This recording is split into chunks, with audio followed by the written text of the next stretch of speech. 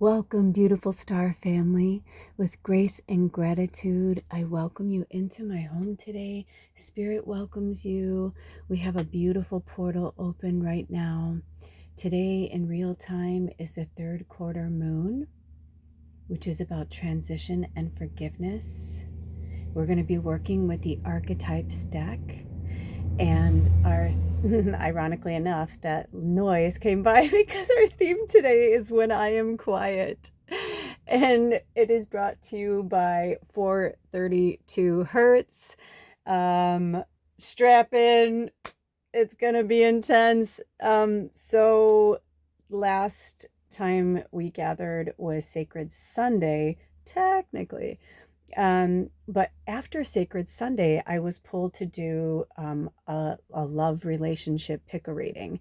I don't know when that's coming out. It may be out now before I put this up. I never know how it's going to go. That's the beauty and also sometimes the frustration of my job. I'm going to take a screenshot. That's cute. So especially because I was trying to cover Kim Krans, not to be disrespectful, but I didn't want people to, their eyes to wander too much. But also I feel like it could be like a connection for you. My Aunt Kim was Kim Metzger, but then she became Kim Craven. And it's really interesting because when I see Kim Krans, like if I look at it really quickly, it looks like my aunt's name. So it could be a name for somebody. But also, I mean, is that the word indelible? That's the word that just came up. But that's Kim Krans is just, this deck is probably in my top 10 of all time. Not even that I like it the most or that, but you know what I mean? Like, because they all, it's hard. It's like picking your kids, you know what I mean? Or like, people you love, but because everything has something special and something has something vital. But the thing I love so much about this deck is it's like, on one end, it's super, super simplistic. And on another end, it's like so deep into like the vortex of our souls that it's like, holy shit, like, who are you, Kim Krantz? Who are you? I feel like I need to know them because I found out some time ago that they actually created this deck in one of my favorite places in the world. That if it was in my wheelhouse to do so, I would absolutely live there because there's just something really magical about that area. So it's kind of interesting that when I found that out, I literally gasped. I was like, oh, I'm like, no way. And the craziest thing about it is the area is called Arch, however you want to say it, Cape, and it's archetypes. And I don't remember if she says that's why she chose it or whatever, but I remember thinking like, does she know? You know what I mean? Like, I was like earlier today, I was like, did she know that? We'll have to look at the book if they want us to about it. But anyway, I just got really excited because so many different energies have been coming through to talk to us. So we're going to be doing some channeling, and we're going to be reading some of these cards from the archetypes deck. But also, I don't know for sure, but we may be pulling some picker cards because when I woke up this morning, my spidey sense has been really intense lately. And I woke up and I literally like saw the deck in my mind and I was like, oh, cool. And then of course I was confirmed, but it was a yes. But I was really excited because there are some decks that I have that we just don't work with all the time. And that's okay. You know what I mean? Like they're not meant for that. They're meant for, it's like, how some channels, sorry, I have something in my eye. You know how some channels, in my experience anyway, they work with like the same decks a lot, especially like tarot decks, like they have a certain deck they work with. It's like their will be, you know what I mean? Which is totally cool. You know what I mean? Like everybody's got their healing tools, whatever works. But it was very interesting to me that there was this one reader that used this deck a lot. And I remember at the beginning thinking like, this is not like for everybody. But then I thought like, yeah, that's the whole point though. It's not for everybody. The archetypes deck to me feels like it's such a labyrinth into the soul and the psyche. And I literally was feeling like subconscious energy when I woke up this morning. So I was like, oh yeah, third quarter, we're in transition and forgiveness, which is really interesting because since the full moon in Scorpio, I've been going through so much shit. I don't know about you guys, but I've been going through so much stuff. And when I saw that the waning gibbous, like I was looking at something else and I was like, oh yeah, the waning gibbous is reflect and release. And I'm like, that's literally what it was. I felt like the whole week. So tell me, feel free to comment below what you've been going through, but I literally felt that. Like I really genuinely looked at the whole last week because I know this is going to sound dramatic, but like I was feeling like intensely depressed the last few days. Now, mind you, I spoke about this and some of the other stuff. Alder and I, it would have been our 10-year anniversary. It's been 10 years since we met, right? So it's been a really intense time for me because the last time I spoke to him was a week ago today on Tuesday. And I was like, do you want to do anything? You know, I know that we're like not together, not together. I'm like, I know it's kind of like up in the air. We're separated and all that. I'm like, but I think we should do something. I'm like, even if it's something small, like, you know, I'm like, I mentioned a few things that were kind of harmless, you know, I'm like, let me know if you want to do anything. I heard nothing. So of course, all weekend I was like shattered, crying, going through shit. And I realized, yeah, I was absolutely in the reflect and release. I was going back to like when we met and how we met and certain things. And it was just super intense. And then last night, I got just this overwhelming pull to message him.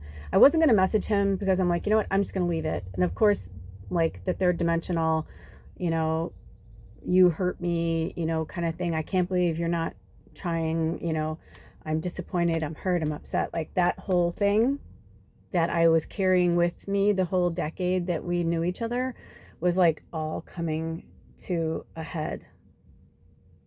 Because at the end of it, and I wasn't thinking about it at the time, was, you know, we're transitioning also out of Taurus, earth energy, into air energy of Gemini. And if you notice, the butterfly wanted to come in, but the way that she wanted to come in with her wings, I mean, this is, you know, it was like she's coming at us, you know. And interestingly enough, I lost this ring, or I thought, well, no, I knew I lost it, but I didn't lose it like it was in the house. I knew it was in the house somewhere. But it's been gone for almost a year. And I found it on the 10th anniversary of the day we actually made contact.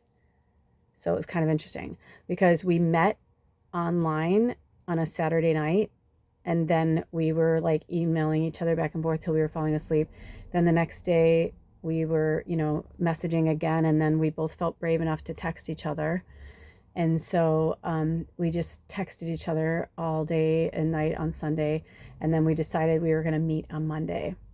And my friend had a store that I was working at, and she doesn't normally open on Mondays, but she was like, you know, the weather had been really nice. And she was like, you know, hey, would you be willing to, you know, whatever. I don't remember what we worked out, but we always had like a really cool trade deals, you know. So I was like, yeah, sure. I'm like, I'll do it. So it was kind of perfect because I was like, well, I'm already going to be, you know, like in that area. And I said, why don't we just meet somewhere after? And they were sober. I was like 4 days sober. And so we decided to meet at a tea house. And it was super, super romantic. And I was really nervous and just all these things that were like happening. Well, it's interesting because I didn't realize it, but like somehow my subconscious and my psyche, and maybe he and I were doing it together. Maybe he was feeling this too. I don't know. But I definitely felt moments where it was like reliving it all over again. And I didn't understand it. I was like, why is this happening? Like I felt it was making me feel depressed. You know what I mean? Like I was like, I don't want to feel this way though. I don't want to feel depressed. I want to feel happy. I'm like, I am love. I'm like, I've been saying to you guys, you know, we need to put the words out there. We got to keep our thoughts clear. So, you know, practice what I preach. I'm just like, what's going on, Spirit? What's going on?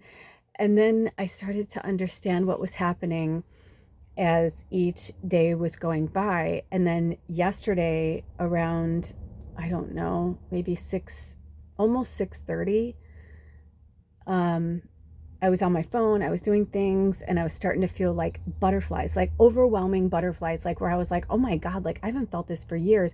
And then, of course, my phone and spirit working through my phone and myself, my higher self, and music. You guys know, like, music is like such a huge part of my life. And the song that I heard on my headphones right before I met him was 1,000 Years from Twilight. His name was Edward. He changed it to Alder.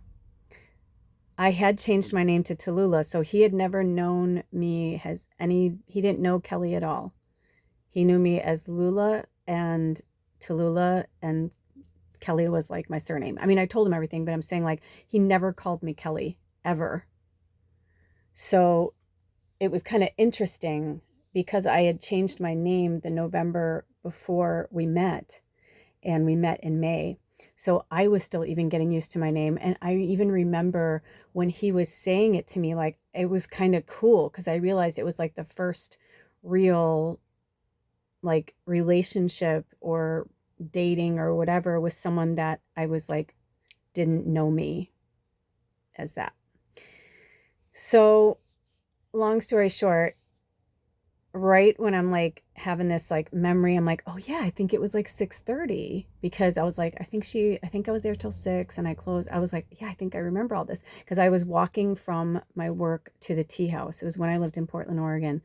And so my friend Tasha had a really cool store called Rebels. And so I had to, I was like, when we talked about it, I was like, hey, I was trying to see like what would be around there because there was some really cool spots, even though she was right on, I can't think of the name of the street right now, but it was a busy street.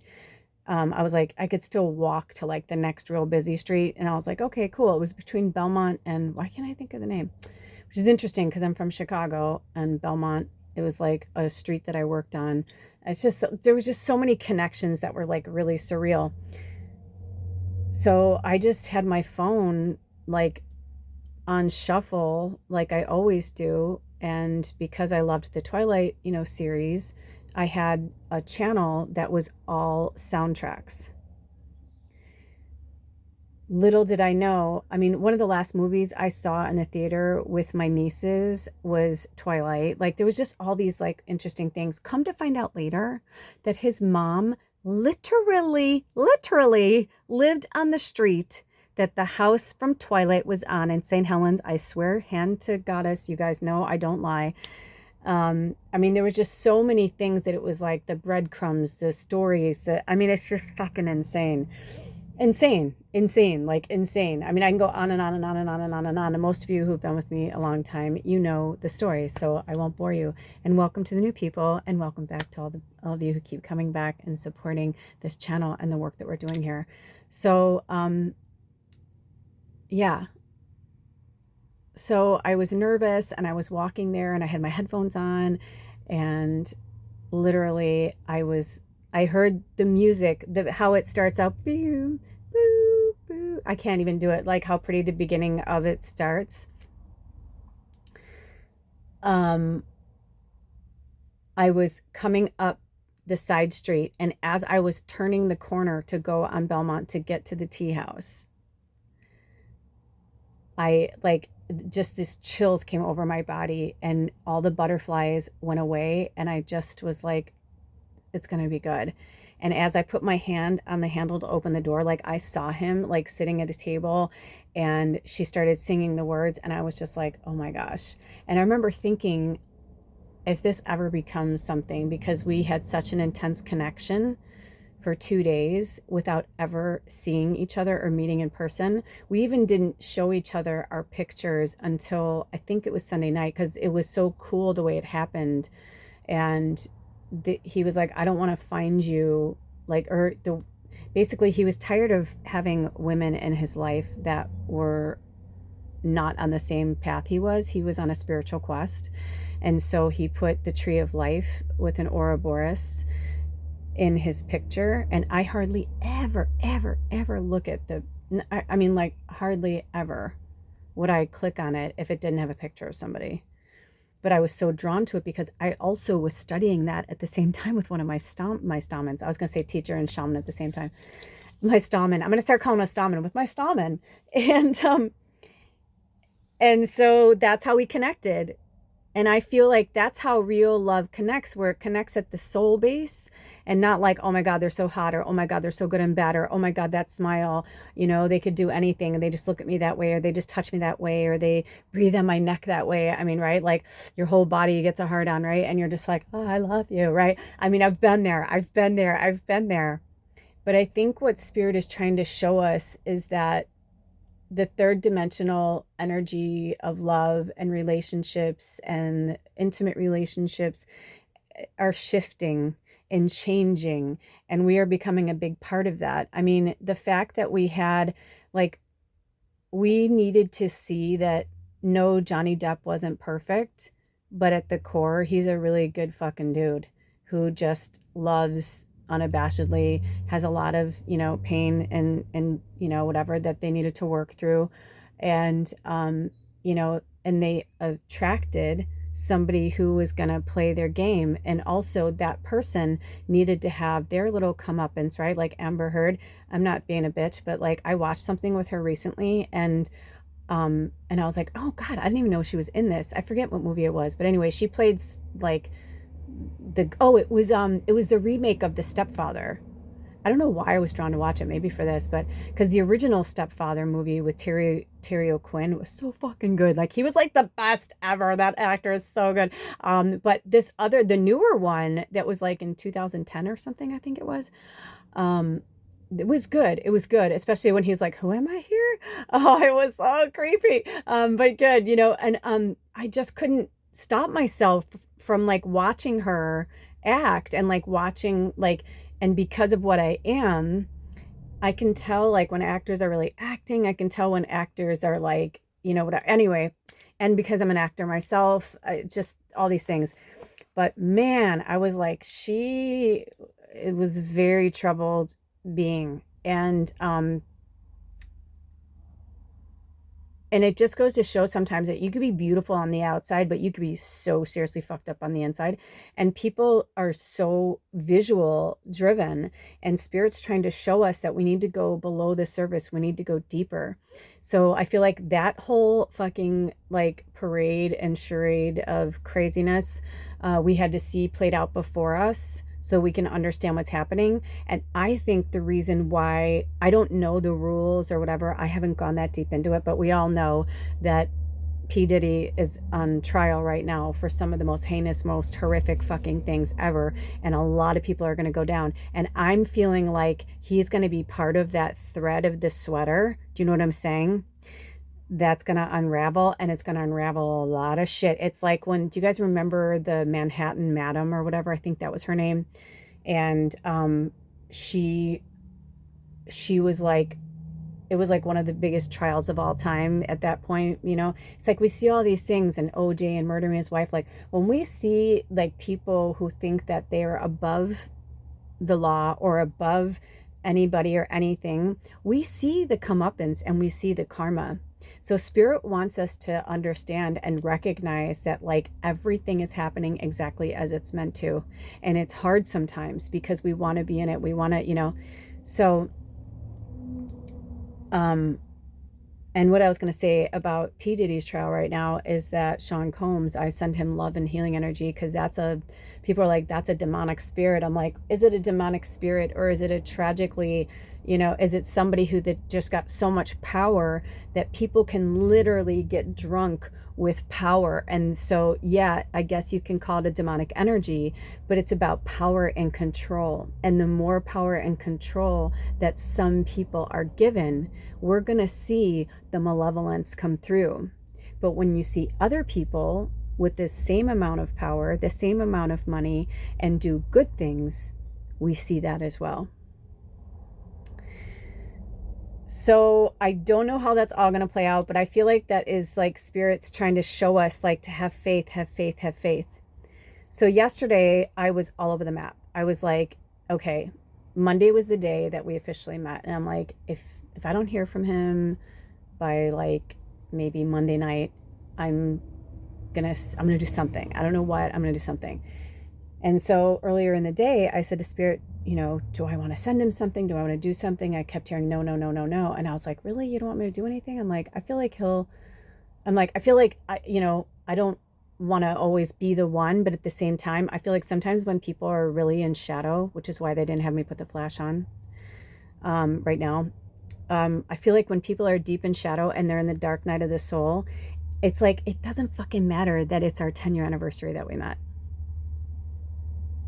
It doesn't matter. And I can cry about it and I can get upset and I can be like, what a fucking asshole. Like, why isn't he like, see, this way, blah, blah, blah. See, Spirit, this way I don't want. I mean, I can go through the whole gamut because trust me, I did. And I cried.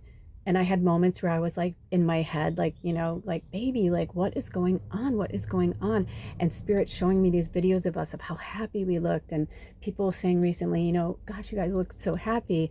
And like, we were happy, but we were also oblivious. We were healing and we were working through things, but we weren't like, in those time periods, we were more like, you know, funnily enough, for some people, 2020 and like I always want to say Corvid because of the Corvids. COVID was like, it was kind of like, I should say to some people, it was like a death sentence. And it was like, you know, people were dying around them, things were happening, whatever. But for some of us, 2120 is our angel number, which is also number 5, change and transformation, which is what this is about. But for some of us, we saw it. We took advantage of it. We loved it. Alder and I, oh my gosh, we loved it, especially because at that time we were living on the farm and our landlord was still working because she fell into the category of, she was a caregiver. So she worked like 3 days a week. I don't know if that time she was doing, I think she may have gone down to 2 after that. But anyway, long story short, we still had all that time when we were in the lockdown. We had 10 acres and we were on a farm. We had fruit orchard. We had animals to play with. It was fun. We had horses. You know what I mean? Like the whole time, like it's like no matter what, we would just have something awesome. And then like, you know, we'd go and do the store run and buy as much as we could. And we didn't go to the store. Sometimes I think one of the times I'm like, dude, we haven't left like the house or the property in 2 weeks. I'm like, that's so awesome. So to us, it was awesome. And to some people it was awesome, but to some people it was like, oh my God, oh my God, oh my God, tragedy, where I can't have my mochaccino. I can't go to my Pilates. I can't, you know, and it's like, then do it at home, then make it at home, then blah, blah, blah. You know what I mean? So there are so many things. Recently someone asked me if I thought that was done by the government. And I said, I don't know who did it. I'm like, do I think it was on purpose? I'm like, absolutely. I'm like, but I think it's for multiple levels why it happened. You know, it's all in the way you look at things.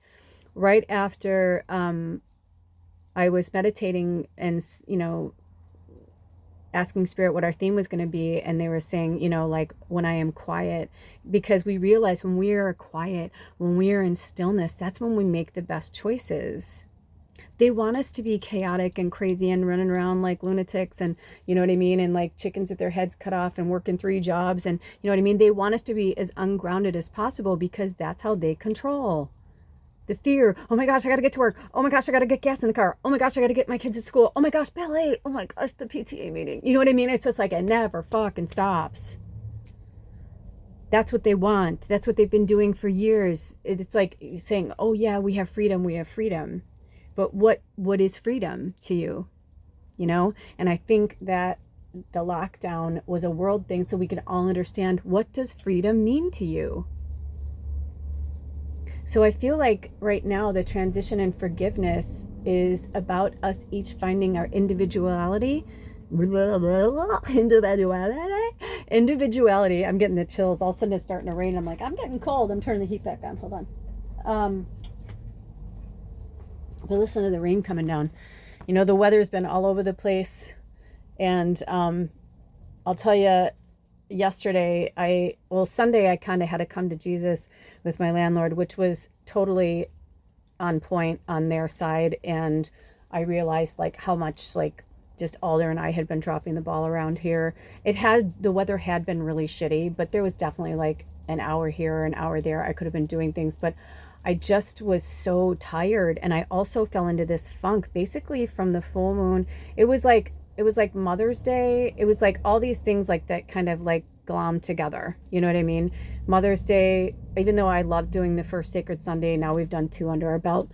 And if you don't know about Sacred Sunday, we go live. This is something we've done similar to this before, many moons ago, but we're starting it up again. So every Sunday at noon Pacific Standard Time, I will be going live, and it'll be different every week. The first week we took readings from all over the world. It was super fucking awesome and so fun. And but it was really draining. I'll tell you, it was really draining. I was super, super drained by the end of the day. And then I had to do the full moon reading the next day. And I was like, wow. But it was cool because it was also like Mother's Day. And it was the first Mother's Day that my mom, was on the other side. It was actually hosted by the ancestors of my family, the women. It was really cool. So check that out if you haven't seen it. I'll put the link below for the playlist, because there's a playlist for the old Soulful Smudge Sunday as well. And Anna made a comment recently that she was like really enjoying the old episodes, and I ended up watching a few myself, and I was like, yeah, they are really good. They're timeless. And it also made me realize how much I need to step it up and get my shit together. But it also shows like how far I've come, and also how far I also kind of like fell back in a way. And I'm noticing that with a lot of us. And that's when I realized yesterday, getting back to, yesterday when I was feeling like all those feelings, all of a sudden I heard, or I saw like on the shorts, 1,000 years. I heard the music and it was somebody's short, and I was like, oh my God, you're fucking kidding me. And then I realized, I'm like, holy shit. And I go, it was 10 years ago right now that I was literally about to like walk in the door and like meet him face to face for the first time. So I texted him and I said that. Nothing. I'm waiting. I'm just like, you know what? It's okay. It's all right. Everything's fine. And then I got really sad a few hours later, and then I was watching something and I started crying. Here comes the rain, right? Because my tears were coming, and I cried and I cried and I cried and I cried. Then I kind of started to fall asleep. I was watching something and I started to fall asleep, and I just felt this energy of change. And I was like, also, I'm like, it was this time 10 years ago that we kissed for the first time. Because, like I said, we were like, it was like we went on 30 dates in 2 days between emails and texting, getting to know each other, sending pictures and all that. We finally did send pictures of each other Sunday night, so we knew what each other looked like. So we'd know, like, to recognize the person. But it was really hard because he sent me 2 pictures, and one picture was like a little unsettling because I felt like it was like a very, like, not him. Like, I don't know how to explain it, but it didn't feel like the person I'd been talking to. And then the other picture, I was like, hubba, hubba, hubba, hubba. Oh my gosh, he's so sexy. He's so gorgeous. That is exactly like the energy I was feeling from him. And I found out, like that he's a triple Gemini, his moon's in Sag, but I didn't find all that out till later. Because he didn't know his chart. Of course, we knew he was a Gemini. But, it was just really crazy. I mean, even like on our first date, I said, hey, I just realized, I'm like, I never asked you when your birthday was. You said you were a Gemini, but I never asked you when your birthday was. And he's like, oh, it's coming up. And I was like, oh my God, don't say it. Because it was the 18th when we met on the Monday in person. And it was going to be 10 days. It was going to be the year anniversary of my father's death. And that's how we connected, because his dad had passed. His dad had been gone for a year. And our dads passed within like a week of each other. It's really bizarre. Like, so he's like, my birthday's May 28th. And I'm like, are you fucking kidding me? I'm like, that's my dad's death day. And he's like, oh, wow. And then I was saying something about June 6th, or he said, and I go, I think that's Marilyn Monroe's birthday or something like that. And he goes, that's the day my dad died. And I'm like, wow, that's crazy. So then it was just like, all these like things that started to flow into each other. And I started to see the connections and the coincidences, quote unquote coincidences, right? But not really a coincidence. It's like, that's like spirits like talking to you and like follow the breadcrumbs. So I sent him a text last night. And I said, 10 years ago, right about now, is the first time we kissed. Because on our date, it was up and down because we were both really, really nervous. And he finally admitted later that, he's like, you're, really beautiful, and you're even more beautiful in person. And he's like, wow, like, I think, because not to throw flowers myself, but I have a natural, like, energy, like a presence. He does too, but I know that, like, mine's very, I hear it all the time. I was walking in the grocery store the other day, and this lady was like, wow, your smile is so infectious. And she's like, it could light up her room. And I was like, oh, so is yours. I try to smile when I'm walking around and send good energy when I'm out in public. But anyway, it was just really interesting. So I sent him that message, but he goes to bed early, so I wasn't too concerned about whether, whatever. Woke up this morning, saw the archetypes deck in my head. Interestingly enough, I was in this dream state, and I don't know if I was astral traveling or what was happening, but I was in a really happy, it was almost like I was in a romantic movie, because all of a sudden it was like I was with people that I guess were my family, but I don't know who they were. And then this guy like came in, or I was telling them about him, and I was like, oh, I met this guy, and I don't know, it was just so weird. Like I was telling them about him, and I was excited to meet him. And then he like walked in, but it wasn't Alder. It was like somebody else. You know what I mean? Like, I don't know who we were or what show I was playing in or what storyline or whatever, but it was pretty intense and beautiful though. Really cute, like a really cute romantic movie. And he like kind of came in and he like swept me up off my feet. And he's like, I've been waiting forever to do this. And I'm like, oh my gosh. I'm like, what are you doing? I'm like, we're in front of my family. And I was wearing this, it felt like I was in a city. I want to say New York, and I don't know how to explain it, but because we were in this like apartment, but it felt like a house, but like an apartment, because I remember looking out the window past family and seeing like buildings, but it didn't feel like Chicago where I'm from. And whatever I was wearing, like I had a lot of petticoats or something under it, because when he swooped me up, it was like there were like a lot of layers. It was cute. And he like put me on the counter, and then I was like, oh, and I kind of looked at my family. He looked at my family, and they all kind of like were excited, like, yeah, like do it.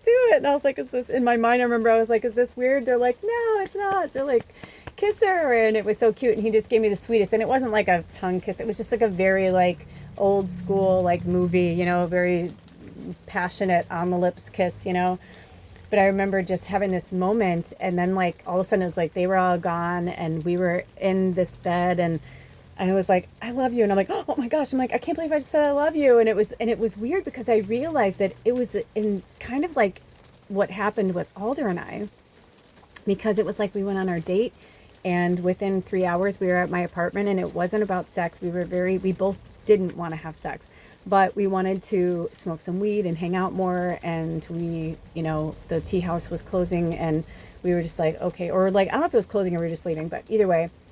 And we went back to my house, and we just like smoked weed and talked. And then we were like both really nervous, and we were so excited and nervous at the same time. And at some point in there, I was like, I want to kiss you. And I don't know, I'm sorry. I'm like, I don't want to be forward, but I haven't wanted to kiss anybody this much. Like, I can't remember. It's just really intense. And he was like, and he was being funny, and he said funny things like, you want my body? And I was like, and he was being cute. And I was like, no, it's not like that. I'm like, it's just, and he's like, no, I know what you mean. I feel it too. And so it was just this thing. So we made this pact that we weren't going to have sex, because that had gotten us both into trouble before. And, we wanted to have at least 3 days of knowing each other, kind of thing. So the next morning we slept in the same bed. We did kind of cuddle and snuggle and, have fun, but we didn't do anything too much. And the next morning it was like, we just couldn't help ourselves. And we finally just had like the most beautiful morning together all the way around, and cooked breakfast. And, he worked for himself. I was looking for a job at the time, and it was just super intense and beautiful. And we ended up spending like the next 3 days together, just like talking and making love and food and like that kind of like magic, And he never really left until we had like our first fight and that kind of thing. And so 10 years have been a push-pull of like loving each other through everything. But like, we both almost died a few times. Like, it's just really intense. I went through menopause during the whole time, all stages of it, And so this morning I sent him another message, and I don't know when and if I'll hear from him, but I turned my phone off when I was starting my spirit work. But I realized I don't normally share such personal things with you guys, but I wanted to, because no matter what happened, this isn't about the physical third dimensional, like, oh, like this ruined our 10-year anniversary. If anything, it's like, no, I feel like this is where we are right now. So now we've come through an entire decade together. And one of the things we used to always say was both of us, our first marriages were very parallel, freakishly so. And both of us were completely broken up from our partners after like 9 years total. Like, like dating, being married, like that kind of thing. It was like 9 years and some change, but neither of us ever made it 10 years with another person. And so that was kind of our goal. That was always our thing. Like, if we can make it to 10 years, like, we'll make it. And I didn't realize this until Spirit showed me last night that he's in shadow and he's going through the dark night of the soul. And so it's like, don't throw the baby out with the bathwater kind of thing. You know what I mean? Like, he's where he needs to be and he's on his own path and his own trajectory. You know what I mean? Like, I am on mine, and it's not about that, because I can feel it when we're together, that there's still a very strong connection. If I didn't feel it, I'd be gone. Oh gosh, when I looked down, it was 36 exactly, which is the number 9, and we are in a 9 year. Also, this year, or right now, he's still 52, which is the number 7, and 7 in a lot of, I know that, like, I'm a life path 7 and it's all about, like, spirituality and all this stuff, but I'm saying, like, when you come to like tarot and angel numbers and things like that, 7 tends to be like, you're not quite there yet. You know what I mean? Like, you're still going through some massive hardships. And I feel like that's what's happening with him. Like, he has his own wars going on. And for me to push and press him to, like, presto changeo, like, automatically, like, find his love for me, or find, you know what I mean? Like, that's just asking too much of me. I'm asking too much of him, I'm saying. I thought, so my very bruised ego was like, oh, what do you mean? Like, how come he's not in love with me? I'm like, I'm the cat's meow. I'm the best. You know what I mean? Like, that's like that energy that's been coming through. And that's what I started to realize. I'm like, this has nothing fucking to do with me. This is him. I mean, I'm on my own, but like, anything that I'm feeling like that, that's old energy. That's old me. That's an old version of me. She lives here. Yeah, she's part of me. I need to use her to access thoughts and memories and things like that, and experiences and learned behaviors, so that I can grow and be the best version of myself. But at the same time, I'm like, no, it's almost like cruel to push people beyond what they're ready to produce. It's like, I mean, if you looked at it like he's an artist, would I go to his studio and look at a painting and be like, what do you mean? You haven't even fucking started? It's like, some people can do a painting in a day. Some people take years. They work on the same painting. Same thing with writing or music or any other artistry. When I was researching the energy for this, the transition and forgiveness, the Crystal Bible came in, which is actually, this is one of the first gifts Alder ever gave me. This and this amethyst for, I don't know if it was my birthday or Christmas, or I don't remember now. But, so if you have the Crystal Bible, research, there are many stones and crystals. There were so many that I was like, wow. And I tried to pull in the ones that I do have. For the transitional, so there's literally, like, in the back, in the index, like, you can look up and it'll show you, just put in transitional and it'll show you. And if you don't have the Crystal Bible, you can do the same thing on Google. I just try to promote people not to be online so much and actually use books, because I think, online is great, but it's seriously fucking up our eyes. Even if you have it on the lowest setting and all that, it's like looking at it too much is just messing with it, and it messes with our energy. So I looked up transitional, and then I looked up forgiveness. So do the same, look up the crystals and the stones. You can Google them, like I said, or you can look them up in a book if you have it, or get the book if you want it. There's actually this one, and there's another one. My only negative on this book, the only negative I've ever had from this book, ooh, I opened up to Garnet and Galena. I wonder what that means. Interesting. Maybe somebody needs to work with them.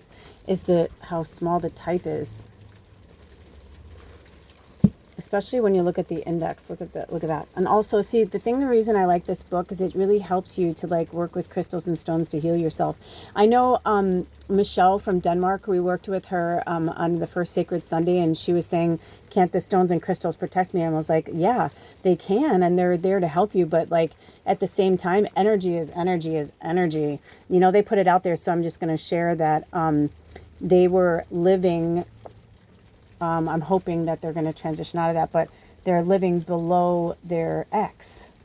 They broke up and they're living in separate apartments. And so I forgot to ask her how that happened. It's not really none of my business, but you know that old saying, you don't shit where you eat. It's kind of the same thing. Like, don't fuck your neighbors unless you're in a relationship before. And then like, you know, I don't know, or maybe you were trying to live together side by side, but this came in for a reason. But I'm hearing a lot of like, yeah, there's gem remedies, like there's things here that you can make, right? Like they have things in this book that you can do. But it's really like when you're dealing with something like that, that's very heavy. But seriously, can we talk about how small this type is? It's so small. It's ridiculously small. So anyway, very, very, very, very interesting. I knew we were going to talk about that, but I didn't know how and what respect. So basically, I believe Alder and I are twin flames, and we are just on the very hard part of our journey.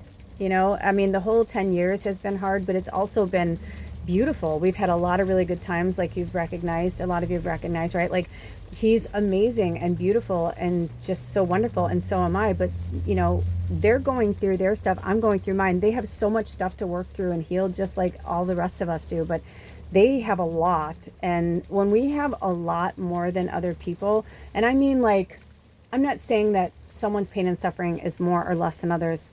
Don't get me wrong, okay? What I'm saying is that someone who was raised in a house that both parents were married, they were very happy, genuinely happy, you know, like they had good friends, like everything was good. Like, of course, you know, grandpa died and things happen, you know, natural life things. But I'm talking like there's a difference between that and somebody who was basically, you know, raised in a torturous, horrific, you know, abusive, toxic environment from the time they're born. That's a huge difference. And warriors are bred out of that. And that's why I started to realize, like, I was judging their path and judging like whatever. So, you know, I don't regret sending them the messages. It was kind of like my love letters to them. And I hope that they receive it that way. Because what I said to Spirit was, I don't want to guilt somebody into something. I don't want them to, because he had said something at one point where he's like, I feel manipulated. I go, by who? By me? And he was like, yes. And I'm like, really? I'm like, well, tell me, like, explain it to me. And then when they started to explain it to me, I was like, okay, can I explain my side of it? And they were like, yeah. And then I had to give them my perspective. And then I said, do you remember that was one thing you said that aligned with me and your dad? I'm like, but I'm not your dad. So some people, when they're going through pain and suffering, they need to have a villain or someone to blame or someone to look at, you know, especially if they were born and raised in narcissistic behaviors. And, you know, I'm not even going to call people just pure narcissists, because narcissism is an energy. And I don't believe anybody's born a narcissist. I think you become a narcissist. And I think it's easy to become that, because the more you close your heart chakra and you don't give a fuck about anybody, you start protecting yourself. You start, you know what I mean? You go down that path, everything fucking changes. So if you're going down, you know, you're like, la, la, la, la, la, la, la, la, like the Wizard of Oz, right? Like, they're like, I'm going to see the wizard. Like, everything's great. I can't wait. You know, everything's awesome, right? And then along the way, right, Dorothy realizes, like, holy shit, like, there's some shit happening along the way, right? She came from her little, I mean, it wasn't super perfect, right? Because, you know, the Mrs. Gulch, who was the Wicked Witch of the West, right? Like, she was trying to kill her dog. So obviously that was horrific. But before that, you know, she's like, somewhere over the rainbow, I live in a fantasy world. I'm on my little farm. I'm playing with baby chicks. And you know what I mean? Like, it's like, but then she got to like reality. Whoops, that's reality. We all see quote unquote reality differently, through different lens, through different scope at different times of our lives. So I'm so excited and impressed with the beauty of this arrangement with Spirit today with the Archetypes deck, because I feel like this is where we are in this like kind of sink or swim energy is what I heard from one of our spirit guides. And it's not like a negative or like, you know what I mean? It's not, ooh, when I looked down, it was 44, 45. So, and it's semicolon, right? And so you can look at those as angel numbers. You can look at those as ages or whatever. But you know what I saw? I saw 44 as an 8 and 44 as a 9. And I feel like some people are still feeling like the intense energy of the year of the dragon in 2024, the 8 number, that it's like, here we are. We're almost at the end of May. You know what I mean? Like, it's May fucking 20th, man. Like, we are right here, and we're almost 5 months into a full 5 months of the 2025 already. And I know a lot of people are like, holy shit, it went by so fast. It's like, yeah, because things are changing, things are evolving, and people are like, I want off this fucking ride. The faster things are moving, the more people are starting to look at things and are like, I don't want to just be this or just be that. I want more out of life. I don't want, you know, recently I saw something where somebody had a poll where they're like, would you rather have a job that paid really well that you hated, but you had all the security and all the things you wanted? Like, would you rather do that, or would you rather not have a lot of money and do what you love and have that life? And it was really unsettling how many people would rather have the job they hated and the money. And their rationality, I wanted to say reasoning, rationality, like all these different words were flying at me, right? Their reasoning was, well, with the money, I could do whatever I want to do. So I look at it as, you know, for 40 hours of the week, I only have to do something that I hate, you know, blah, blah, blah, so that I can have all these other days to do the things that I love and with the money and do what I want.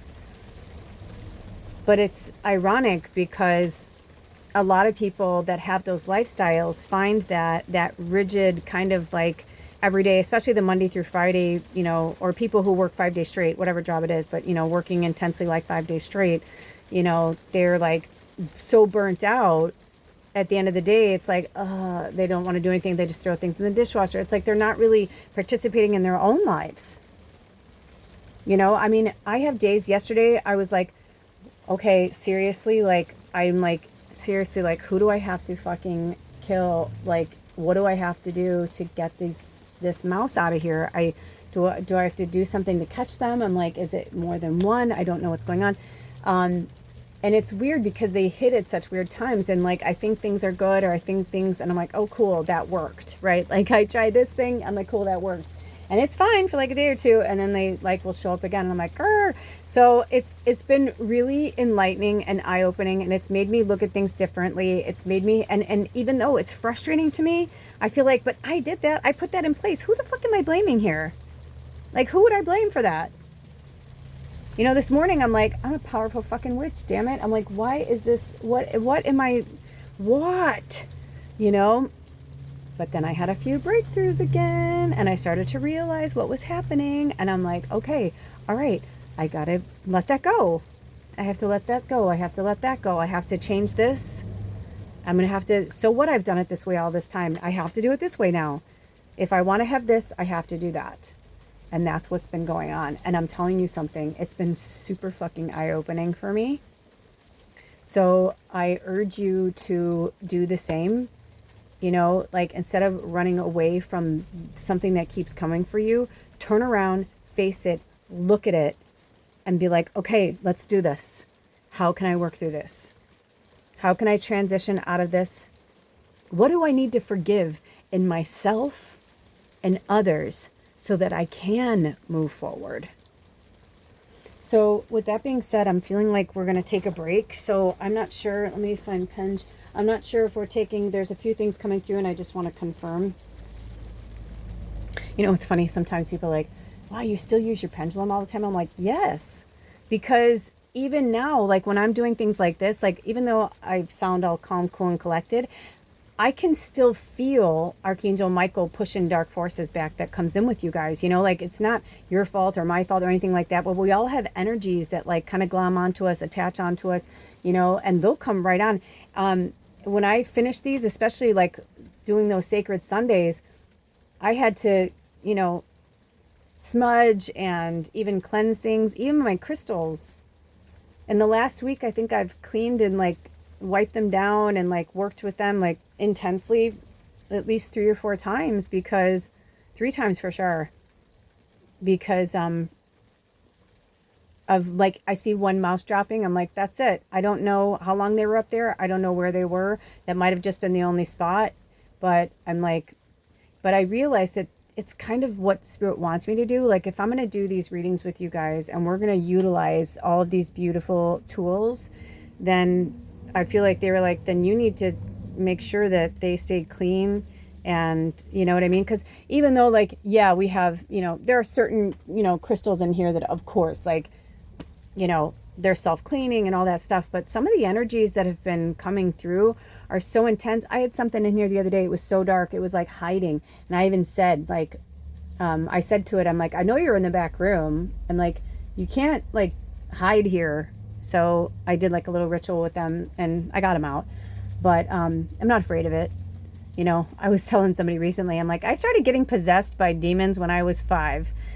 Talking in tongues, my head going back and me swallowing my tongue, and my mom, I feel like my mom, that's why she was so religious, and I remember talking to her about it before she passed, and I was like, Mom, I'm like, but did you ever think that like, yeah, that was happening, but maybe there was something else coming through too? I'm like, you automatically assumed that I was, being choked by the devil or like some demonic force. I'm like, but also like maybe I was like channeling.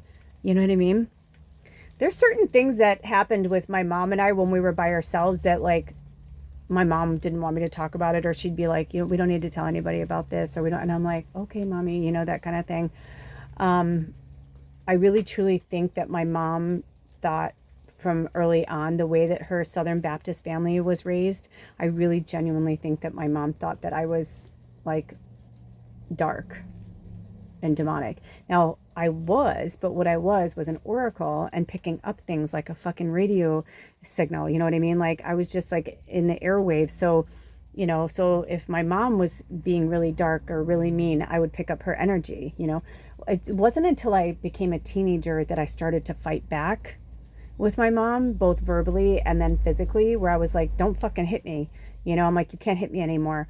And then one of the last times she did this little thing where she would she would do it so fast that it was like, holy shit, it was like a whip, man. She would just like, and she would just, it would come out of nowhere, and she would just backhand me with her fucking, like this part of her hand. And she would just hit she didn't wear rings or anything like that. So it sounds like she was a bruiser, but she would just like smack my mouth. And she fucking busted my lip open and I was bleeding. I'm like, what the fuck, Mom? I'm like, Jesus. I'm like, you're fucking psycho. I'm like, you just left Dad who beat you. And I'm like, do you not see what's happening here? So then it started to get physical with my mom. And when I remember one of the last times she hit me, I hit her back, and then she hit me and I hit her back. And then it just like, we started like this kind of like, we were like literally fighting. And I was like, stop fucking hitting me. I'm like, I told you, stop fucking hitting me. And I was 14. I was starting freshman year. It was like I think it was like the summer before my freshman year. And and when I look at 14-year-olds now, I'm like, man, I was so much older than a 14-year-old in a lot of ways, just because of the way I grew up and the things that I saw and witnessed and stuff. But I remember the last time it got really physical and really bad was she had pushed me into our closet, my sister and I's bedroom closet, and I think we broke the doors. It was like those kind of like bifold, shutter doors, or something. I just remember the door going in or something, but it was like, she hit me, I hit her, she hit me, I hit her. And when I hit her the second time, she was like, and she just like lost her fucking mind. It was like everything my dad ever did to her, anything that anybody who ever hit her, anybody who ever raped her, touched her where she didn't want to be, where she was molested, anything that ever happened to my mom, it was like she took it out on me in that minute. And she was literally choking me to death. Like I was on the floor in my closet. I remember pulling it closed, and I remember being like I couldn't breathe. And I just remember hearing my sister screaming and her like pulling my mom off of me. My mom was like 5 foot and we were about the same height at that time. And my sister was, I think, about 5'4" or 5'5". I don't know if she's 5'5" now, but I don't know if she was, or 5'4". She's somewhere in there, but I don't know how tall she was. But she was like 18 and I was like 14 or she was 19 or something. But anyway, whatever it was, I don't remember now how old we were, but I just remember my summer going in, I think I was 14 when I was going to my freshman year. But either way, I was just trying to give you the visual. So here we are, 3 women, like family. And I just remember my sister's eyes were like, what the fuck, Mom? Like, what the fuck? She was just like, what the fuck? And she was like in her, like, I think she was wearing a coat or something. Because I just remember like her, like, it was like she just came in, you know what I mean? Like maybe she had her purse or something. But I just remember I was gasping for air. So I just remember kind of like looking at my sister and like, it was insane. And I realized that kind of repressed emotion is really fucking dangerous. And I feel like on the planet right now, that's what's happening, is that people are doing things like, of course, later my mom felt, I mean, I literally, no joke, you guys, I had, I think that's when my dad called DCFS, because I had literally like her fingerprint marks bruised on my, you can tell somebody choked me out. Like it was so obvious. And my mom was like, she hit me, and I was like, well, she hit me first. And like, it was this whole thing. And I just remember like the cops being like, you cannot hit her. You cannot choke your fucking child. Like cause I was like, don't bring my mom to jail, and I, the whole thing came up with my mom, hitting my dad and all that kind of stuff. And it was really fucking serious. And it's because I was like, fuck you. like, I'm like, I'm going to stand up for myself. I'm not going to let you, was I wrong to speak to her that way? Probably. I'm sure I was. I was a fucking, I was a lost teen. My parents split up when I was 12 and a half. You know what I mean? Like they split up, and, by that point, when I turned 14, I think we'd only been living away from my dad's like maybe a year and a half or something like that, It was like one of those things, like I was 12 and a half, but then like turned 13, and then, like another year went through, and I just remember like having this moment with my mom where I think I was 13 actually, which would make sense because that's when we really come into our witchy gifts, the number 13. Like look back on your past and like look at your life when you were 13. What was it like? And like your 13th birthday and like all that, and like that whole year. A lot of girls get their period around that time as well. It's very interesting. Young women. So that was an interesting road. I didn't think I was going to go down, but you know what I mean? It's like that shit will always live inside of us, but I cannot let that rule my world. And my mother passing has given me so much insight to like a lot of the trauma and the tragedy of my family, and like what my mom went through and things like I didn't really know about. And it's just been really intense. So I urge you to work with the ancestors and find it in your heart to really genuinely transition out of those old patterns or habits with family, friends, significant others, and forgive it. There's a little mushrooms around here, but this little mushroom really wanted to come in. So, and I don't know which stone this is, Anna. I don't know if you, Anna gave me this one, but if you guys know, let me know. It kind of looks like, actually, it's like this. Hold on. This is what's holding my phone up right now. But it kind of looks like a version of this.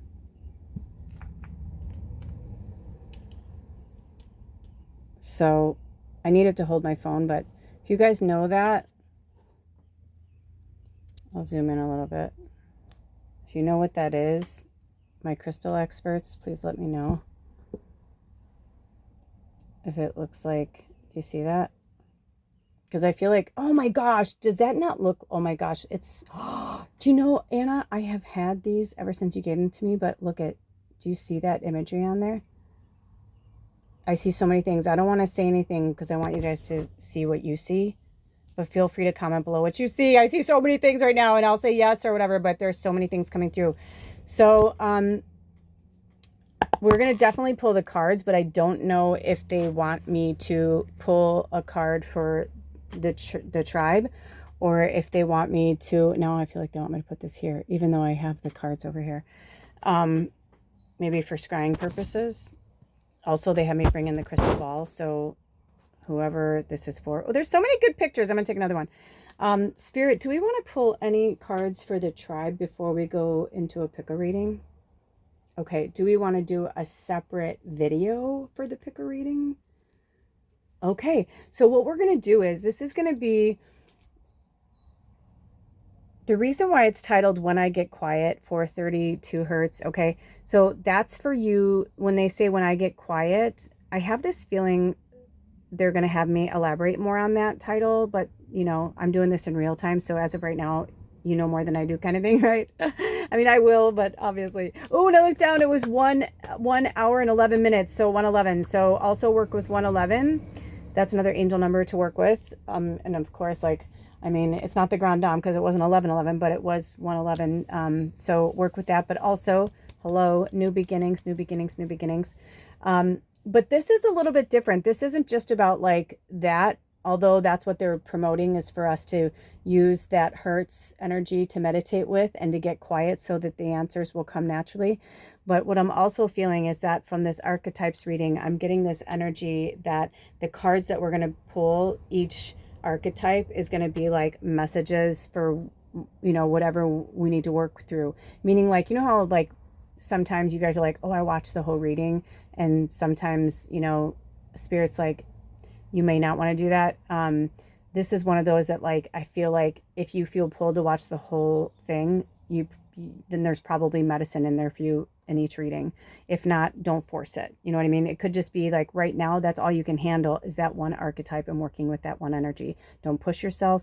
We are in the third quarter energy of transitional and forgiveness energy, but also, which is obviously our title as well, right? Like that's the energy we're working with, and the archetypes are going to help us through that. But also right after that, we will be in the waning crescent, which will be the rest and restore energy.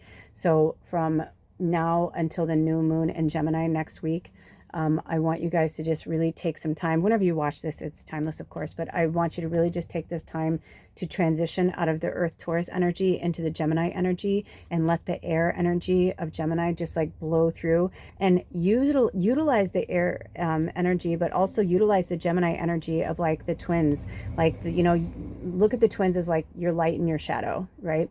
And when I found out that Aldo was a triple Gemini and his moon was in Sag, I'm like, geez, I'm like, what are you? Like, where do you come from? You know what I mean? Like, it makes me realize more and more just like how powerful he really is. When I called in a partner, I said to Spirit, I was perfectly fucking happy, literally perfectly happy to not be with anyone and just go through this on my own. I was like, I've been with enough people. I've been in love. I've had the loves of my life. I've been so blessed. I'm like, if you want me to be fucking like celibate and like become a monk, travel the world, I'm like, you just say the word. I'm like, I'm down, you know? But I just got this energy that that's not what they wanted. And then I said, okay, well then I don't want to be with someone unless they're like where I'm at. I don't want to constantly battle someone that in this lifetime is never going to wake up. Right? Like, we have to remember that there are some people in this lifetime that will not wake up. They won't. That's what they're doing here. So the next life, they get to be awake and enjoy, you know what I mean? Like, we're here to do the work. We're laying the foundation and the groundwork. If you found yourself here, you are a light worker. This is New Earth. Healing Earth. I'll put links below. Always check out the description box for, you know, things in there for us to research. If you want to work with me, if you want to donate to the channel, all that good stuff. All that stuff's always in the description box.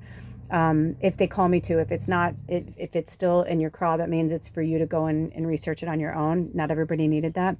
But I definitely am feeling this kind of like come back to center energy from Spirit, where we have to remember that we are the light bringers. We are here to lay the foundation, but we have to go through the shadow first. We have to go through the dark night of the soul first, so that we can be the peace bringers, the joy bringers, the love bringers. And we are going to have days where we're going to be sad. We're going to cry. It's okay. We just don't stay in that energy. You know what I mean? You hear me? You feel me? Work through it, move out of it. A lot of things have been coming through transitionally for a lot of us in a lot of different ways, and Spirit's saying just roll with the punches, roll with the punches, roll with the punches. So I'm going to pause it here, then I'm going to come back. I'm going to do a little bit of a clearing, and then we're going to dive into each reading. I have no idea how many readings we're going to do or which archetypes we're going to work with, but I promise you I will do my best. Also, I just realized I forgot to clean out my phone, and I have a lot of stuff on there. So for any reason, this is like the old school where it like breaks off, then it breaks off. And that's why I was like, should I do 2 videos? And they were like, nope, you're fine. So I'm going to leave that at that, but right now it's at 1 hour and 4 minutes. So we'll see what happens. I was like, I don't know if I have enough for this on my phone, but I guess we're about to find out. If not, you know, everything always happens organically. And I normally clean my phone out before I started this. And I felt like I was forgetting something, and they're like, nope, you're fine. So I'll leave it here. And thank you. If this is as far as you're going to go, thank you so much for being here today. I love you. As I said, all of my information is in the description box. If not, I will see you guys over at your readings. I love you so much. Take good care of yourselves and each other. I love you. Blessed be. I'll see you over at the readings. And bye to those who are leaving. Welcome, reading 1. I'm clearing the air from the group reading. Ooh, boy. I always let spirit use my hand. I was trying to go light, but I feel like somebody needed a little wake-up call. Sorry about the headphones if you're wearing them. Whew. But I feel like we needed that clearing. Somebody needed that clearing. Oh, yeah. I just got the chills all over my body. Okay. So, if you didn't watch the group reading, that's quite all right. But if you didn't, there may be moments where I'm going to reference it, so just letting you know, okay? So the way we're doing this reading is it's individualized, but it's also kind of a group reading, which is why they had me tag it on this way, because sometimes when we do pick a cards, pick a pile, pick a reading, whatever you call them, whenever we do that, it's because you could use all of those cards in a group reading, but sometimes people will read too much into things. So if you are drawn to, you know, I don't know what they're going to have me use, you know, emojis or words, or maybe it's the archetype. I don't know how they're going to have me do it, but either way, it's like you're drawn to that. And so that's your intuition telling you that that's the medicine that you need. Sometimes you need all the medicine, or maybe you just need like a refresher on the medicine, whatever, you know, especially for a lot of people in our tribe. You guys you're growing and learning. You're teachers as well. So I'm your teacher, but you're learning so that you can become the teacher that you were meant to be. And I feel like that's a wink wink for somebody that you needed to hear that yes, you are a teacher. Yes, you are a leader. Yes, you are special. Yes, you have something really powerful to give and to bring to this world, this universe. But because we are in the 3rd quarter moon energy, we're working with what do we need to transition, you know, and it's not even what do we need to transition out of or forgive. I think it's more like it's just we'll know when the archetype comes, like how those words align with this archetypal energy that we'll be working with. Okay. So there's that. And then also in the group reading, we spoke about, you know, being quiet and getting still and working with 432 hertz for meditation. So I highly recommend that you do that. Also, I didn't pull the cards. I got the vibe that they were like, oh, you can do what you want. And I was like, oh, I personally rather, that's me. I like to knock out the old energy. I think it's way more fun to pull the cards with you because I'm going through things too, right? So I'm like, it's all of our reading. So it's just as fun for me. Sometimes I can tell I'm meant to pull them out, you know, especially if it's going to be like super intense or really long. So anyway, this is a really big deck and I have really small hands, which by the way, I've been working outside a lot. So if you see like dirt and stuff, I've tried to scrub it off. You should have seen my hands yesterday. I was out working in the garden for like 2.5 hours and like pulling weeds and I scrubbed and scrubbed and scrubbed my hands. I'm like, holy shit, I forget that that's what's like when you're actually like working outside. Let me tell you something else. I felt really good. I was tired afterwards, but I felt really good. And now it's raining today. So I'm so glad I got some work done yesterday. Anywho, so let's see what is reading 1. I don't know if we're going to have more than 1 card per reading. So let me see. I have to break them up because my little hands can't hold the deck is what I was trying to say. Okay, I just want to make sure this popped out, but I just wanted to make sure. So your archetype to work with is the animal. Number 19, which is also the number 10. Look at how intensely they're like looking. And I feel like Spirit had me set it up this way. And I feel like they're having it go this way. Like you are looking towards the light. Like, I feel like you've got your eye on the prize. Let's see what the animal archetype has to say. Oh, I was hoping you'd be able to see the word, but if we can't, then I'll change the way we do it. It's my fault, being the overachiever that I tend to be sometimes. A lot of wax had like fallen in between here, and that's where you set up the card, And so I was having a hard time. There was one spot that I couldn't get a card. I was like, I should be able to get like 3 cards in there, So long story short, I got super hot water. I cleaned it out. And ever since I cleaned it out, it's like working with a brand new tool, Another thing that Anna blessed the tribe with. Thanks, Anna. Okay, so let's see what the animal has to say. The animal. Oh, it's really coming down now.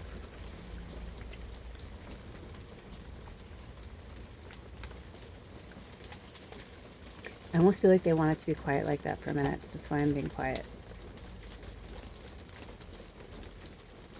By the way, before I started the readings today, I was really I woke up feeling really good. I went to bed feeling depressed. I woke up feeling good. And then when I opened the portal to start connecting with everybody, I felt such a weight of depression.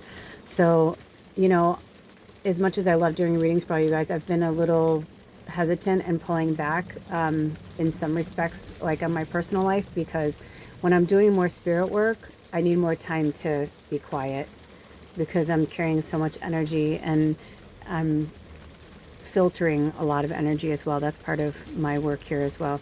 Also, this came up on, so we did Sacred Sunday on this past Sunday, and real time on third quarter moon. It is May 20th. But 2 days ago on the 18th, we did our second episode of Sacred Sunday. And if you're not aware of it, we're going to be going live every noon at Pacific Standard Time, or every Sunday at noon Pacific Standard Time until Spirit tells me not to. It's called Sacred Sunday. So check that out if you can. If you can be there live, be there live. It's always more fun. But if you can't, that's okay too. It'll be recorded. It'll just be in the live section. Also, I have a playlist that'll have Sacred Sunday there. But anyway, after that, I was resting, and I was actually I ate, and then I was resting because I was going to go outside and do some yard work. And then Spirit called me to do a pick a reading. And it was really intense. It's a love relationship reading. So I don't know when they're going to have me post it. So make sure you check that out or look out for that. Subscribe, put your alarm button on or whatever they call it, so that you know when it's coming through. It was really amazing. It was really, really, really cool. They're not having me share anything else because I almost told you what decks we use and stuff, but they're just like, nope. But anyway, there was some intense medicine in there, and I'm feeling a lot of energy from that reading in here. So I feel like somebody needs that reading. And what else, Spirit? I feel like you wanted me to say something else before we started. It'll come back around. All of a sudden it just went blank. Okay. Oh, that's what they were going to say. Oh yeah, we did auditory. And we had different sounds for the, and then this one that I did when we started. So to pick your reading for the relationship reading, we used those 3 bells. I wondered why they wanted me to bring it into here. Now I know why.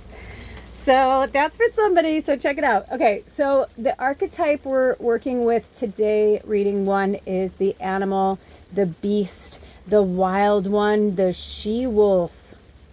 We are mammals. The hair on our chest and between our legs reminds us so.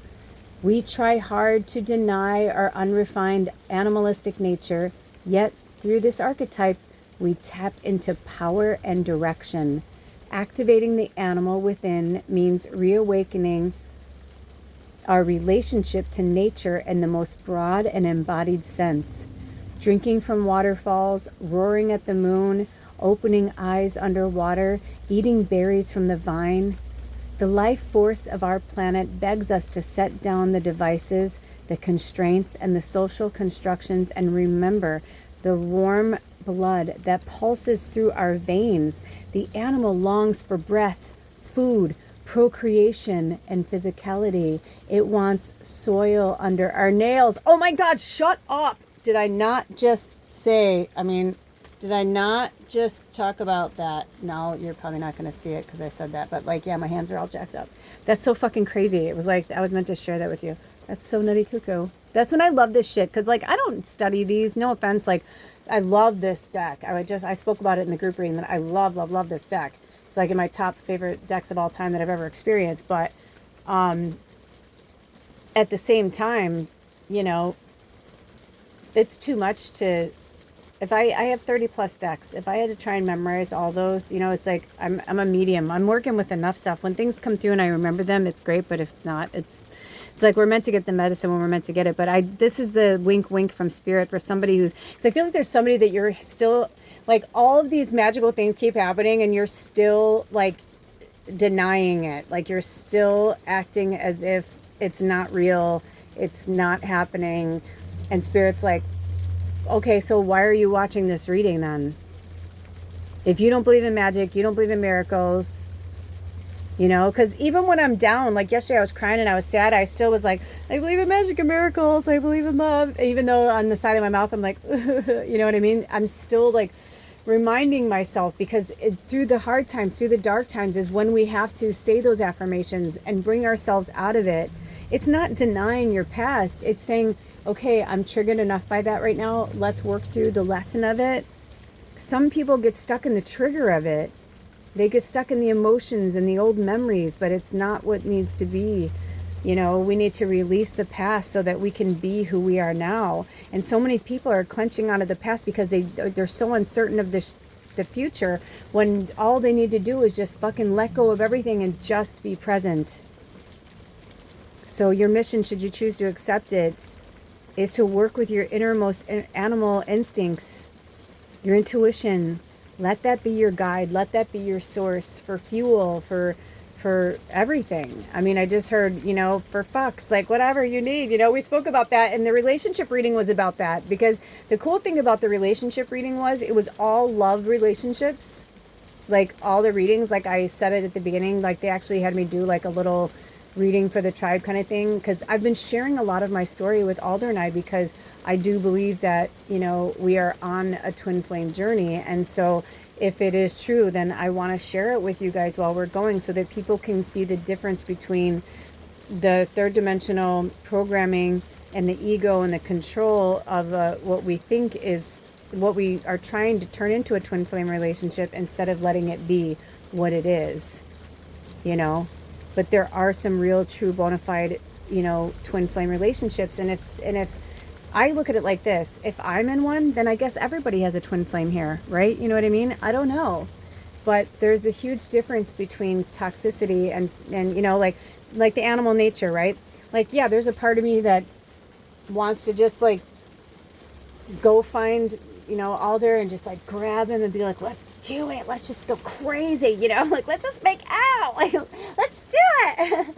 Let's do it for our country. The red, white, and the blue. Grease too. Right? If you know the reference, feel free to comment below. I fucking love that movie. It's funny. I hated it after the original Grease, because I was just like, how can you top that? But then it like took me like years to like really understand and appreciate like I had a love-hate relationship with it. Anyway, but there is something about that. But then there's also something where you can't fucking fix everything with a good shag. You know what I mean? Like sometimes, yeah, we all want a deep penetrating fuck. Like we need it. Like you're just like, yes, like, you know, explore the wonders of my body. You know what I mean? Like, especially with the women, like well, men too, you know, I don't want to say that. And it could be anything. I don't want to do that. But you know what I'm saying, right? Like whatever orifices you use for pleasure is up to you. That is none of my beeswax. But you hear what I'm saying? There's something about that connection. But I know for myself, being in a divine feminine, you know, and having a vagina, like I know that I've played with toys and I've had the real thing, right? And so it's like, it ain't nothing like the real thing, baby, right? Because you're skin on skin and it feels natural and it feels good.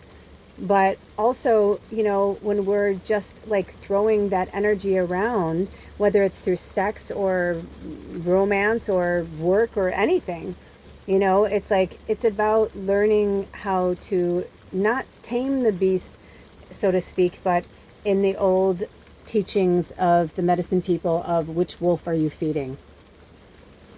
You know, are you feeding the light, the benevolent wolf? Are you feeding the malicious, I want, I need? Because when you look at that card, I mean, there's, you know, you can really look at this in a lot of different ways. And this is one of my favorite things about this card is that, like I said, I'm like, they could be very simple, yet not simple at all, right? I feel like I want to bring this here. I mean, even that right there kind of looks like it could be like, you know, I know for myself, I'm a free bird, right? Somebody, it's like the punani, right? And like, that's like, what's on the inside? What are you looking for? This could be for somebody. Maybe there's like, there is something going on with your sexual. I worked with a sex therapist and I highly recommend it. The only tough part is I started falling in love with him, and then that's when he was like, nope, I'm doing my job just like you're doing yours. He's like, I'm helping you work through, because I had been molested and I had been raped more times than I'd like to talk about right now. But and I'm not saying it in any, you know, slight. It's drink some water, right? It's something that's hard for a lot of us to talk about. And if you've been penetrated in any orifice, if you're a man, you're a woman, you know, I mean, my partner, one of their main things was like they were working through sex addiction, and a lot of their sex addiction came from being, you know, molested and raped as well. Happens to little boys just like it happens to little girls. Happens to teenager girls just like, or teenage boys just, you know what I mean? Adults. And he was in a situation once where he was an adult trying to be cool and give this guy the benefit of the doubt that it was okay if he was gay. He was like, you know, we can be roommates or whatever, and thought that they could handle that. And, you know, and then the guy like roofied him, his own roommate, somebody who he thought was his friend, and he trusted him, you know. And it's messed up. People do a lot of fucked up, weird, shady things right now. I really wanted to push this more towards the light, and they're like, no, leave it in the shadow right now. So, I mean, if you look at it like that, it's like the shadow is like, you know, it's like this, it's like the darkness is like waiting in the shadow, like to come out into the light. But also look at this, it's like flowers and wheat, and it's like very pretty. There's something very feminine about it too. This almost feels like a veil of some kind. I love these cards. I mean, you see whatever you see, you know, like we all see what we see. So I'm going to pick up where we left off. The animal within means reawakening our relationship to nature in the most broad and embodied sense. Drinking from waterfalls, roaring at the moon, opening eyes underwater, eating berries from the vine. The life force of our planet begs us to set down the devices, the constraints, and the social constructs, and remember the warm blood that pulses through our veins. The animal longs for breath, food, procreation, and physicality. It wants soil under our nails and starlight on our skin. If this all sounds terribly unsophisticated to you, take note that it is said that when Buddha became enlightened, he roared like a great lion. So when we are in light, we are in energies of vitality, illumination, elemental, like being connected to nature, feeling alive, dancing. When we are in shadow, we're in savagery, pent-up emotion, lashing out. So there are two on each. I'm going to actually put this here. So if you want to go further, see where it says, if you want to go deeper, and it says listen to, like, oh, hold on. I feel like that's for somebody, so take a screenshot. I'm trying to get it straight. Okay.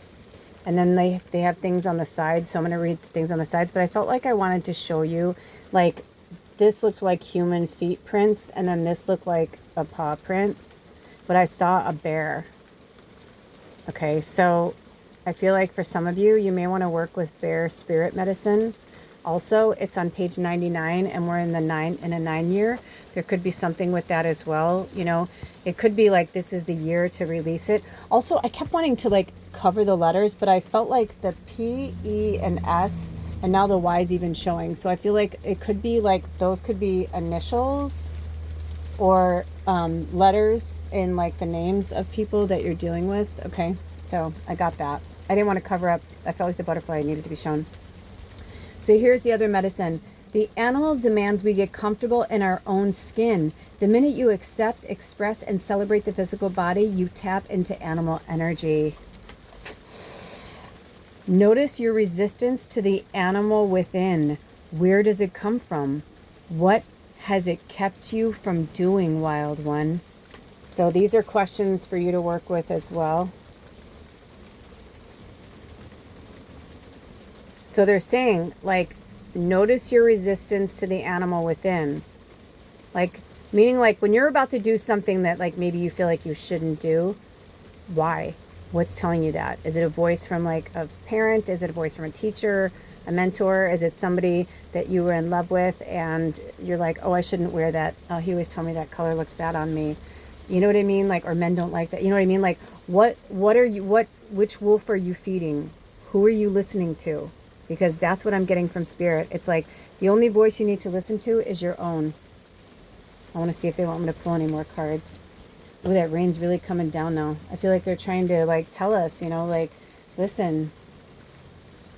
Okay, that's it. Yay, I kind of had a feeling it was going to be like this because I think it's good, you know, because in that way you just work with that archetype right now. So those are your messages, reading one. Thank you so much for stopping by. If you'd like to work with me or if you'd like to contribute to any of the work on this channel, all of my information is in the description box and all over this channel. And I will see you next time. Take good care of yourselves and each other. I love you so much. Blessed be. Oh, bye. Ooh, that was fun. Let me see if Spirit wants me to. I don't feel like I'm meant to take a break. Let me see though. If you're watching it live, I feel like, not live, but I mean, if you're watching all of them, I kind of feel like we'll just keep talking and see. Spirit, do we want to close the portal for one? And do we want to stop? Okay. So we close the portal for reading one. And thank you to the animal archetype. Thank you, animal archetype. Thank you, thank you, thank you, thank you. Do we want to take a break or do anything else before we start reading two? Okay. So now, clear the air. And we open the portal for reading two. Okay, reading two. 127:16. That's when they had me look up. Okay, so now, which archetype wants to speak with reading two?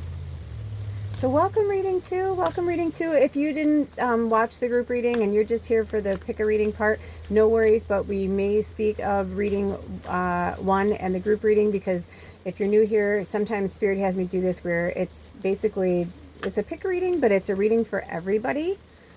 Meaning like, if you feel the need to have this medicine, you know, because when we're working with a deck like the archetypes, it's really just about an energy to be working with. So if you find yourself here, then most likely you're meant to work with this energy right now. But if not, it's like kind of like, you know, don't make it your story kind of thing. Okay, so here is your archetype. Oh, the Pilgrim, number 20. Oh, that's interesting because our last, our reading one was number 19. This is where I feel like some of you are like, wait, I want to see the card. Okay, hold on, let me see it where you can see it.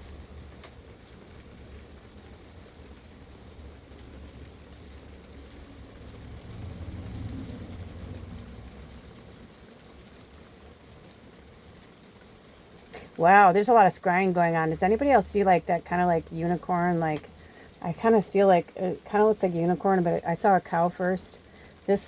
Well, there's a lot going on, so I'm just going to be quiet. I'll let you guys scry for a minute. We've got at least one scryer in here. I see so many things, and always feel free to comment below what you see.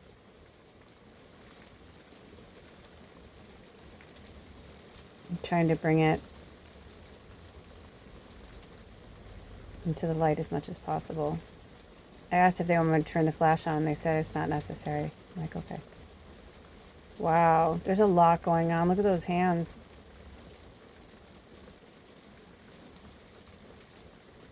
This is so interesting. I mean, I don't know if you guys like see this kind of like reflection. This looks like two mountains to me, and like this looks like a river passage, and it looked like a road before, and this looks like it's almost like a reflection. I don't know, it's really interesting.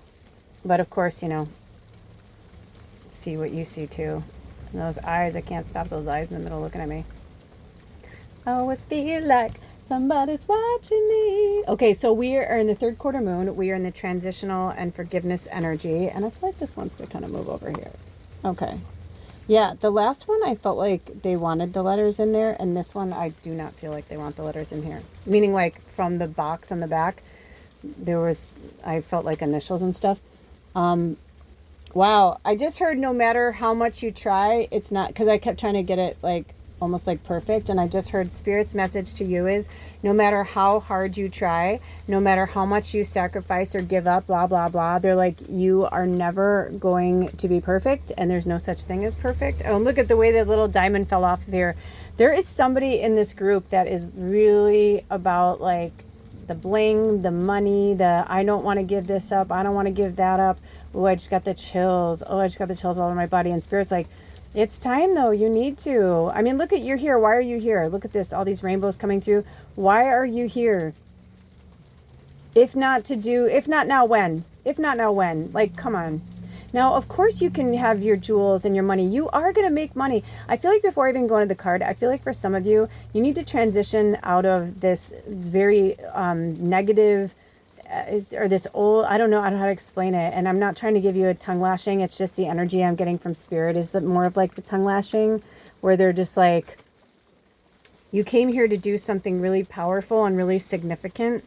And I just get the vibe from Spirit. They're really tired of you playing small, or like this was off to the side, this jade. And I was like, felt like I wanted to bring it in. Jade and pyrite are both big money, like inducers, so you may want to work with jade and pyrite. We brought up the crystal Bible and brought up like working with crystals in the group reading at the beginning, so you may be interested in that.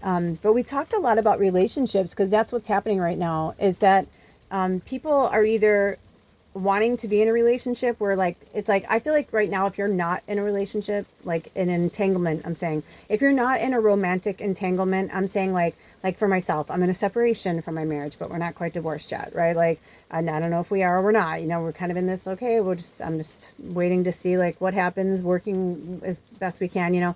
There are some people who are completely divorced and broken up, and maybe they're still pining over somebody, or somebody's in a relationship and they know they need to get out of it, but they're, you know what I mean? It's like this is all about transition and forgiveness. That's what it's the seventh quarter moon, and sevens are like, we talk about change and transformation in number 5, but 7 is a really powerful number as well.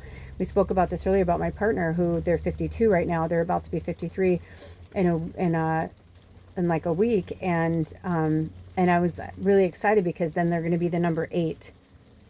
And some people may not look at it the way I do, but I look at it as like all of that stuff matters. So you could be in a very big transitional period right now. That's kind of the energy that I'm getting from Spirit. And working with the moon cycles will be really helpful and beneficial to you. But I also, when I went to open up the book, the first thing I saw was the vision, and then I saw the cave, and then I saw the healer, and then I saw the lover. So it could be, those may be archetypes you need to work with. Also, out of nowhere, drink some water. Out of nowhere, like I felt like a real cough. Is somebody still smoking? I always say to Spirit, should I stop smoking weed? I'm like, because I still smoke weed every day, but I'm like little baby puffer. I'm like puff puffs, but still I'm like, I'm getting older. It can't be super good for my lungs, but I do live in a beautiful place where it's like the air is really fresh and free.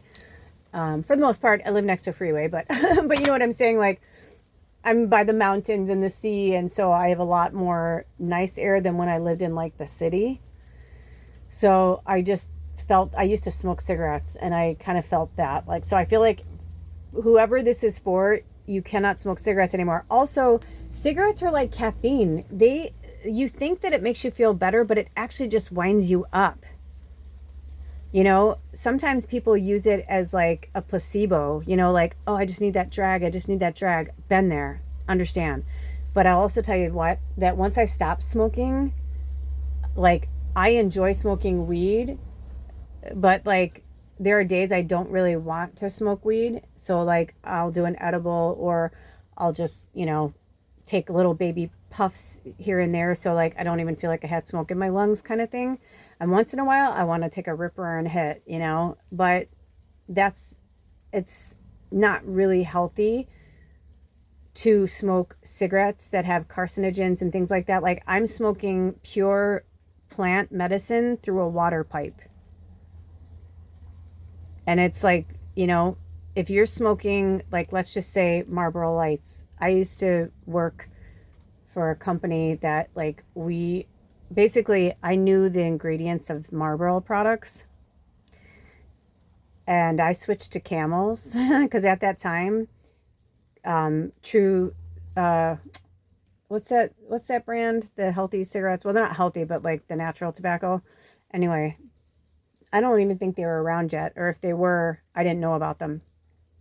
So I switched to Camel because I found out that Camel had the least amount of chemicals and toxins and whatever of all the cigarettes on the market, because I saw the study. I was working for a company, and you know, we repped Philip Morris, and Philip Morris was part of the tobacco industry, and because Marlboro was the number one, whatever, it was part of my case. And I remember when I told my friends this, all my friends, we all smoked Marlboro products, and they were like, no, my cigarettes. I'm like, I know, but I'm telling you that they basically like dip them in formaldehyde. I'm like, you know, it's like maraschino cherries. Whenever somebody would eat one, I'd be like, you know, that's dead people's juice. And they'd be like, what? I'm like, they're like, just let me enjoy it. I go, I don't want you to enjoy it. They're disgusting. They literally use embalming fluid and fucking maraschino cherries. I'm telling you that they do. I'm like, because when I started working for this company, that's when they started to have to be more transparent about what was in the products. I was a lobbyist, and there was a lot of us that were fighting for stuff like that, because, you know, when I was growing up, it was generic. It was in a black and white box. You didn't know what the fuck was in it. You're just like, they're like, oh, it's fine. It's just, the only difference, it's like the same Fruit Loops. The only difference is we're not using, you know, the Fruit Loops label. Yes and no. Some did that, but no, most people, it was like they were using shoddy products. And so the world has changed a lot in the 5 decades that I've been on this planet, and it's pretty fucking gross. And transparency is something that Spirit is like pushing for all of us.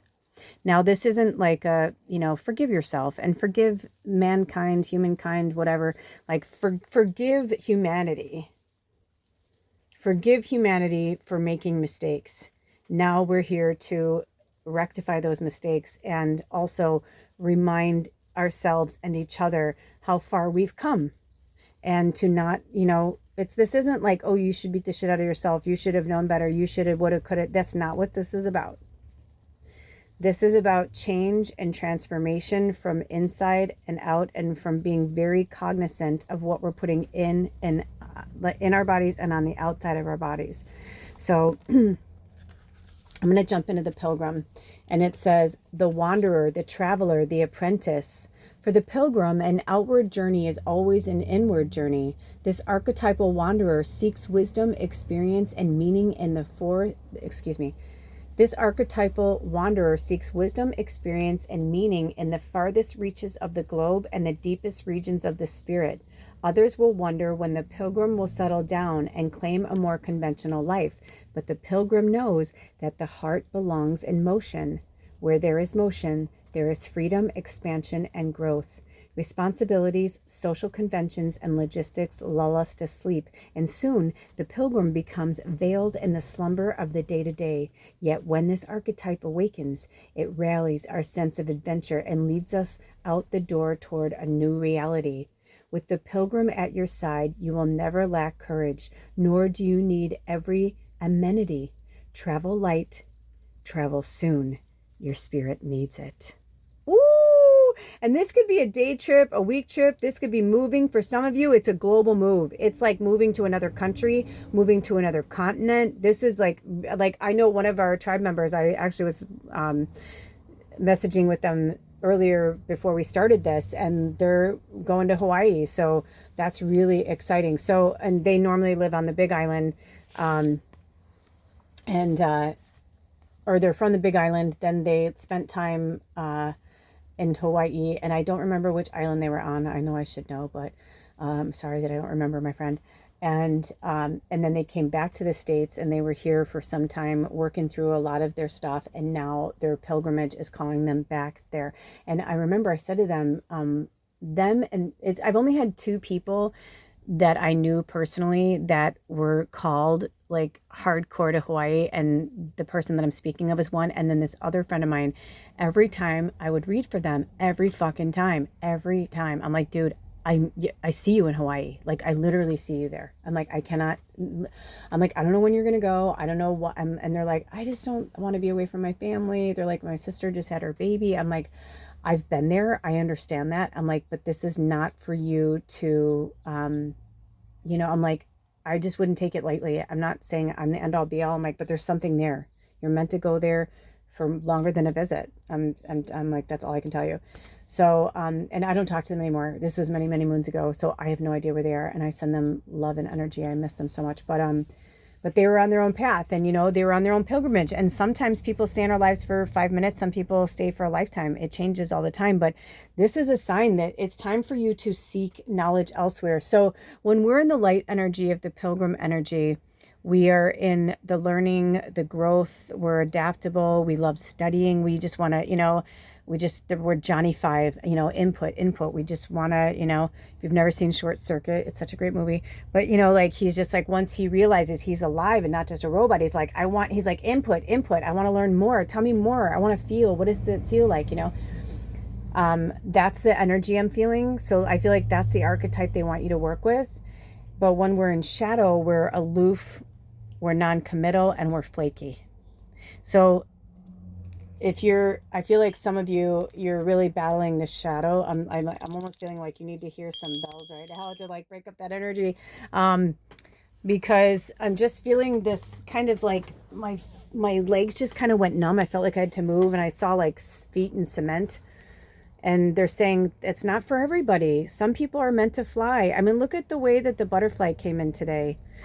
She came in with her wings up, but when you look at her, she kind of looks like a bird. I mean, honestly, she kind of looks like a bird, but when you move her, it's like you see, it's like she's flying. She could be anything she wants to be. And they had me bring in this thing too. It's almost like they wanted you to see how free you could be. For some of you, I feel like you're meant to fly. Because this is to my left, I'm getting west. So it could be Hawaii, or it could just be west. You're meant to go west wherever you live.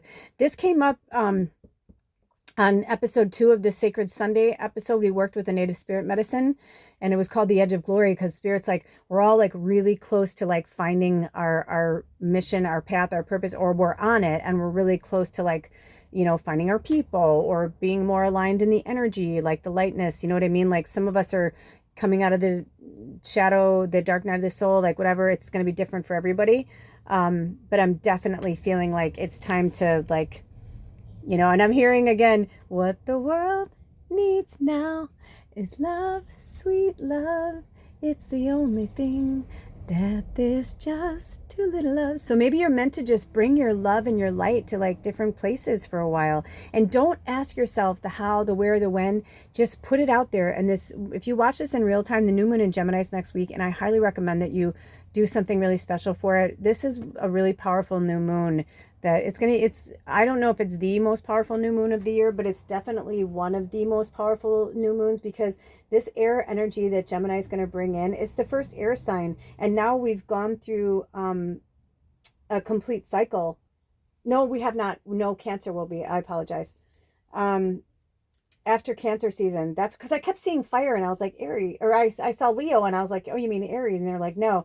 So what they were saying is like, whatever we're putting out into the intentions of the new moon in Gemini is going to show up either in Cancer season or at the end of Cancer season, or like we'll get some little wink wink from spirit or a sign to like keep going towards whatever that is that we put our intentions on for that new moon. Does that make sense?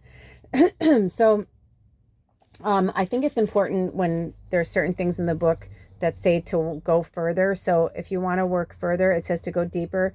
The Road Not Taken by Robert Frost, and I can't read that right now. Mamine by David. So, and also look at that. It's on 101. What? You may have been drawn to reading 1. Did I say reading 2? I hope I did. But also you are reading 2. Look at that. 1 and 1 is 2.